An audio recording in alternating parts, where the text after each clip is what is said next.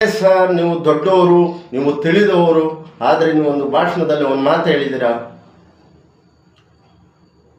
ನೀವು ನಮಾಜ್ ಮಾಡ್ತಾ ಇರ್ತೀರಾ, ಅವಾಗ ವಿಷಪೂರಿತ ಹಾವು ಬಂದರೆ ನೀವು ಅದನ್ನು ನಮಾಜ್ ಮಾಡೋದು ಬಿಟ್ಟು ವಿಷಪೂರಿತ ಹಾವು ಸಾಯಿಸಬೇಕು. ಅದೇ ರೀತಿ ನೀವು ನಮಾಜ್ ಮಾಡ್ತಾ ಇದ್ದಾಗ RSS BJP ಬಂದರೆ ಅವನು ನಾಶ ಮಾಡಬೇಕು, ಹೊಡಿಬೇಕು ಅಂತ ವಿಡಿಯೋದಲ್ಲಿ ಇದೆ ನನ್ನ ಹತ್ರ. ಬೇಕು ಅಂದರೆ ಯಾರಿಗಾರು ಹಾಕ್ತೀನಿ.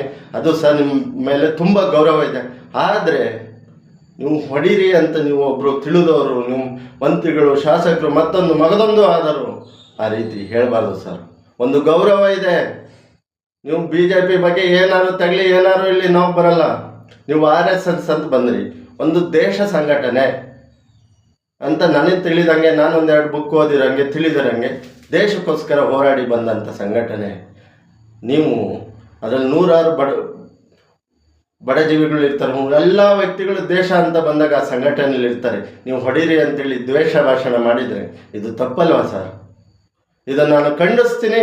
ಪ್ರತಿಯೊಬ್ಬರು ಯುವಕರು, ಪ್ರತಿಯೊಬ್ಬರು ಹುಡುಗರು ಈ ವಿಷಯ ಖಂಡಿಸ್ಬೇಕು. ದೇಶ ಅಂತ ಬಂದಾಗ ಪ್ರಾಣ ಕೊಡೋಕ್ಕೂ ತಯಾರಾಗಬೇಕು, ಸೆಟ್ ಎದ್ದು ನಿಲ್ಲಬೇಕು ಸ್ನೇಹಿತರೆ. ಯಾರಿಗೂ ಹೆದರು ಬದುಕಂಥದ್ದು ಏನಿಲ್ಲ. ಇವತ್ತು ಬೆಳಗ್ಗೆ ಇದ್ರೆ ಸಂಜೆ ಇರಲ್ಲ ಸ್ನೇಹಿತರೆ. ಇದು ಭಗವಂತ ಕೊಟ್ಟ ಮನೆ ಇದ್ದಂಗೆ, ಯಾವತ್ತು ಕರೆದ್ರೂ ನಾವು ಹೋಗ್ಬೇಕು.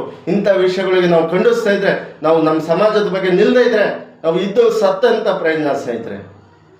ತಿಳಿದಂತೆ ಒಂದೆರಡು ಮಾತು ಹೇಳಿದ್ದೆ, ತಪ್ಪಿದ್ರು ಕ್ಷಮಿಸಿ, ಹರಸಿ ಕಾಪಾಡಿ.